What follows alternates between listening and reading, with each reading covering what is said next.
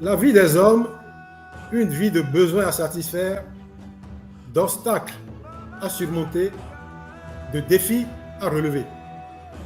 Depuis la nuit des temps, les hommes et les peuples recherchent le sésame ouvre-toi qui donne accès au richissime monde de la prospérité, de la modernité, du pouvoir illimité. On dit souvent que le 21e siècle sera chinois. En fait, il sera africain. La Chine va bientôt voir sa population culminer, puis vieillir et baisser. L'Afrique, c'est le contraire. C'était 1 humain sur 10 en 1950. Ce sera 1 sur 5 en 2050. Les Africains seront bientôt 2 milliards. Il naît plus de bébés nigérians chaque année que de bébés européens, d'où un potentiel de croissance absolument gigantesque. Un quart de l'Afrique croît déjà à plus de 7% par an.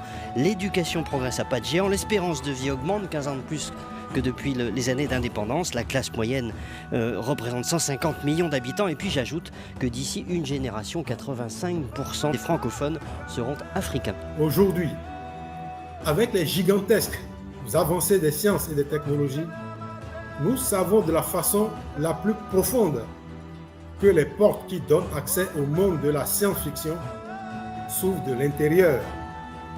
Les clés qui les ouvrent sont enfouies au plus profond de notre esprit et de notre âme, de notre raison et de notre cœur, de nos pensées et de nos sentiments.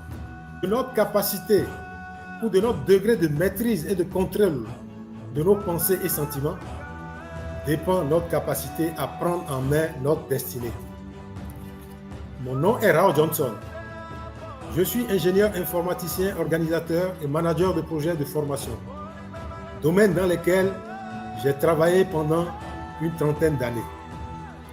Par ailleurs, je suis un inconditionnel adepte de la pensée positive et du développement du potentiel intérieur. J'ai passé une trentaine d'années à capitaliser des connaissances et des croyances dans ce domaine. Une trentaine d'années à paramétrer mes 2 logiciels que sont la raison et le cœur, le conscient et l'inconscient, les pensées et les sentiments. La grande conclusion à laquelle je suis parvenu est que, hors du développement du potentiel intérieur, il n'y a point de véritable progrès possible.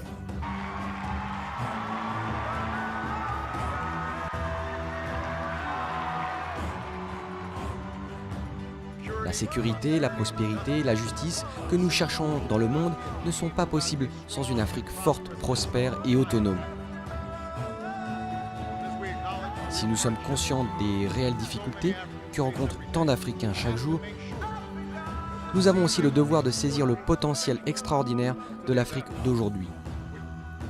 Mon but aujourd'hui est de partager avec le monde et avec les Africains du XXIe siècle les expériences que j'ai acquises dans ce domaine au cours, je dirais, de ma longue expérience.